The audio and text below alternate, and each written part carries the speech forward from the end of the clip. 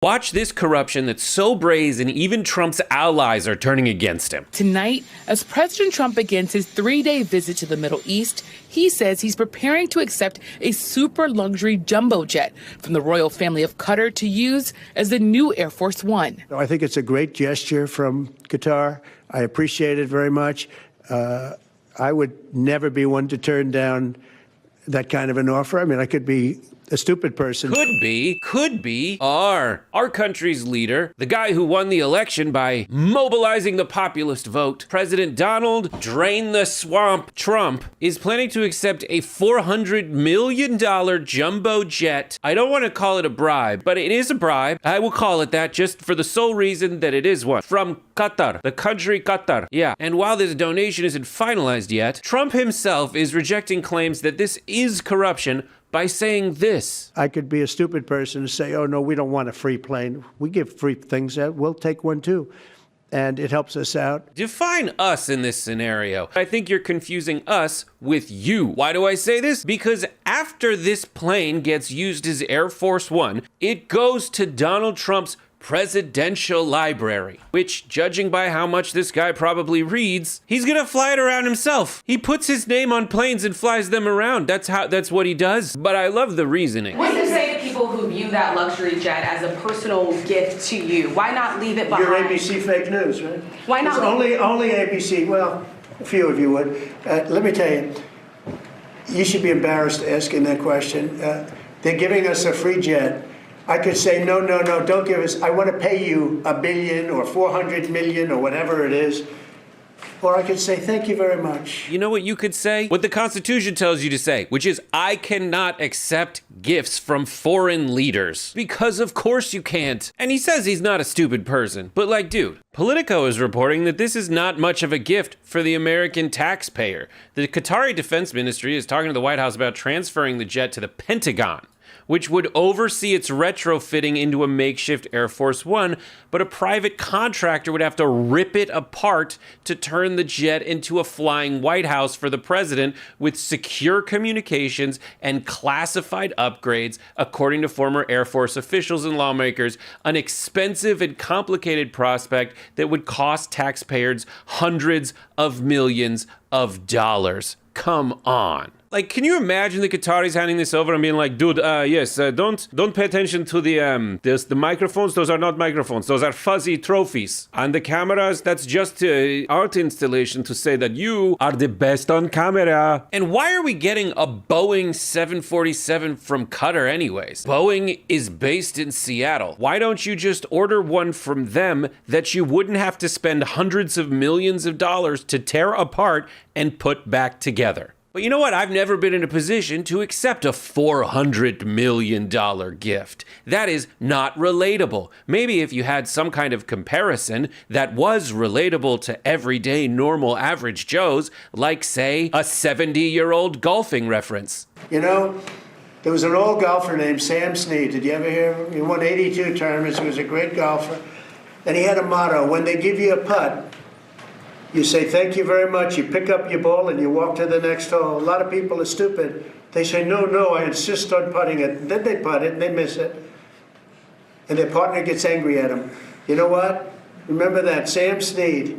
When they give you a putt, you pick it up and you walk to the next hole and you say, thank you very much. That statement is so perfectly Trumpy because not only is it so detached from most people's experience, but he's also wrong about the rule in golf. According to this Golf Digest article, a concession is final and cannot be declined or withdrawn. So, not only does Donald Trump seem to cheat at the Constitution, but he also seems to cheat at golf. And don't just take my word for it. Here is a bunch of right-wing commentators and politicians who, even for them, this is a bridge too far. I'm not a fan of Qatar. I also think that the plane poses significant espionage and surveillance problems. So we'll see how this issue plays out. But I certainly have concerns. Taking sacks of goodies from people who support Hamas, the Muslim Brotherhood, Al Jazeera, all the rest.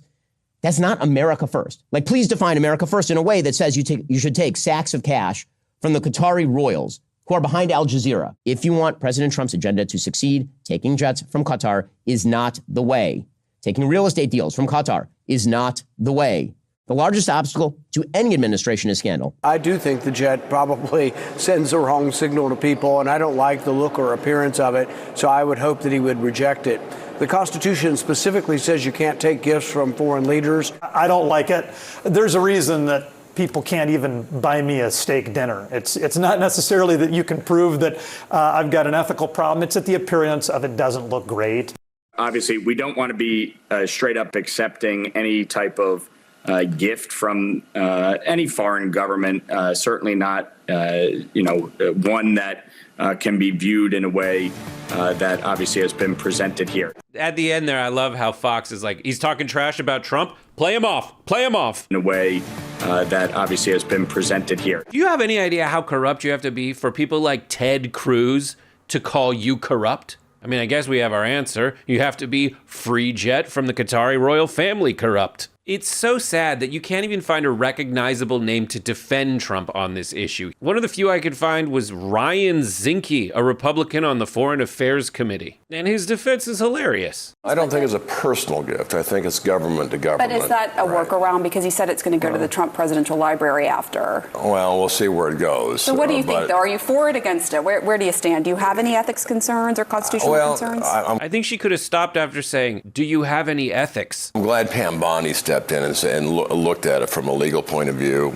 Oh, that's right, Pam Bondi. So I guess there is a recognizable name. But Pam Bondi is not a defense against corruption. She is synonymous with corruption. If you haven't read this story from Citizens for Responsibility and Ethics in Washington, it is a must read. It explains why Pam Bondi is the Attorney General, and it is steeped in so much provable corruption, it makes you sick. It says that in March 2016, they discovered that the Trump Foundation had broken the law by giving an illegal $25,000 contribution to a political group supporting Florida Attorney General Pam Bondi.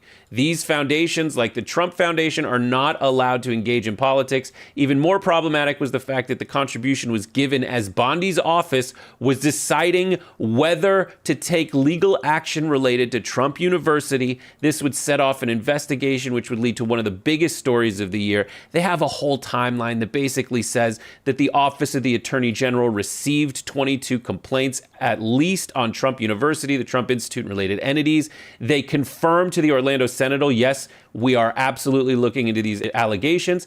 Then Trump gives $25,000 to a group called And Justice for All, which is a political group backing Bondi.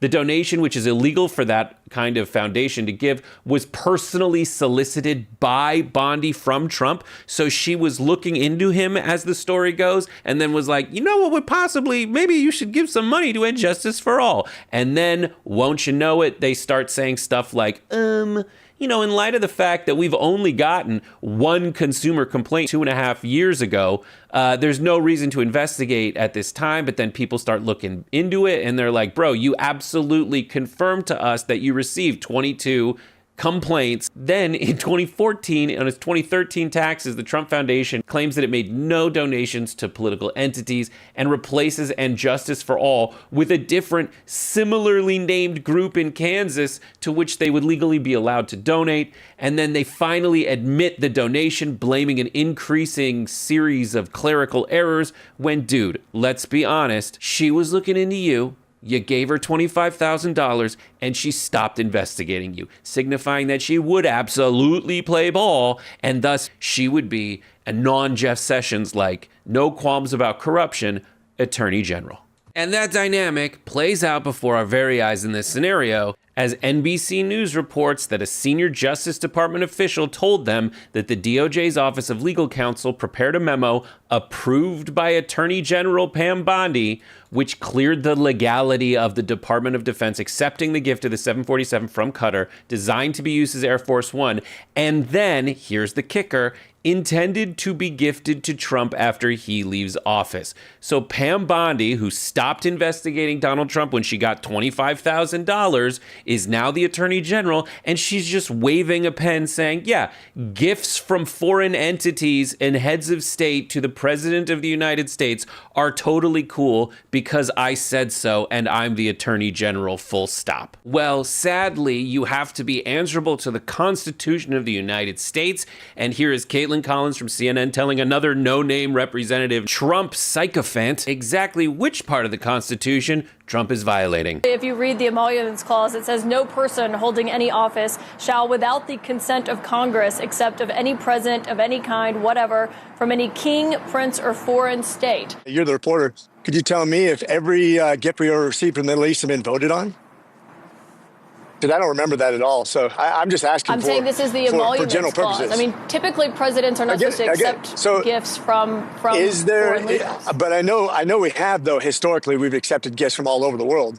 The question is there a monetary value on that? I don't know. I'm not a lawyer. There are so many reasons why this is a horrible defense. First, you might not be a lawyer, but you write the laws as a congressperson, so you are, I guess, a lawer. And two, as a lawer, you did swear an oath to protect and defend the Constitution of the United States of America, of which the emoluments clause is a part. Why else would Caitlin Collins break out the sepia tone fancy fonts if it wasn't for a Constitution graphic? And I hate to harp on this, but you also did say that you do take this obligation freely without any mental reservation or purpose of evasion, and my God, man, you evaded the shit out of that question. And as to the point of yes, America has accepted gifts from other countries, there's a difference between the Statue of Liberty and a custom 747 jumbo jet that you get to fly around in after you leave office whenever you want. The French gave us the Statue of Liberty as a monument, not so we could turn into Grover Cleveland's private sex den. But here's the problem. This is not the only example of Donald Trump using the White House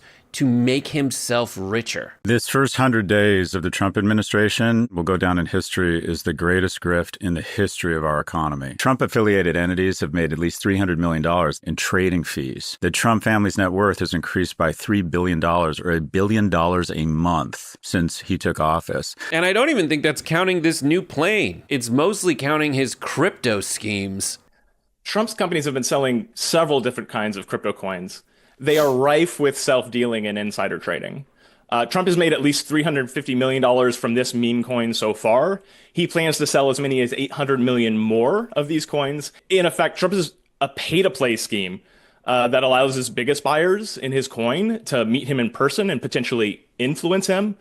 And even possibly foreign nationals may see this as a way to bribe the president. One of these companies, World Liberty Financial, run by Don Jr., and the other one, seems to be quite deeply, explicitly corrupt, as Scott Galloway has done a really good job of reporting. And they are entitled to 75% of its revenue. And now it's being leveraged to facilitate pardons for criminals. Justin Sun, a crypto billionaire, was under SEC investigation for securities fraud after investing $75 million in World Liberty Financial. Guess what, Kara? The SEC dismissed his case. The irony is not lost on me or any of us, as people on the right were all talking about how Hunter Biden is the most corrupt human being on the planet because he got $5 million or something for a Ukraine job.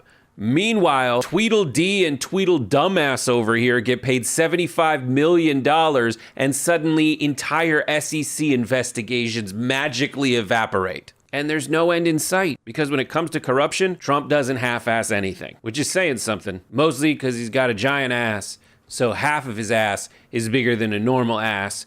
Anyways, this is what he's doing to the fraud investigation department. This market manipulation, this what would technically be called insider trading by the SEC, we'll never know, because on April 8th, Trump's deputy attorney general ordered the DOJ's crypto fraud investigation arm to disband. With the president, the corruption never ends, and he disbands the investigation arm, so we can't even find out how to end it. And what even known corrupt presidents like Nixon would have avoided with a 10-foot pole, Donald Trump is like, yes, thank you so much for this airplane, and thank you very much, Pam Bondi, for telling me it's totally fine. This is nowhere near what the founders of this country intended. And to paraphrase Paul Pena, not Steve Miller, big old jet airliner, don't carry me too far away from the Constitution. Look up, you gotta listen to that. It's on YouTube. It's a much better version of the song. Paul Pena, jet airliner. That's my time.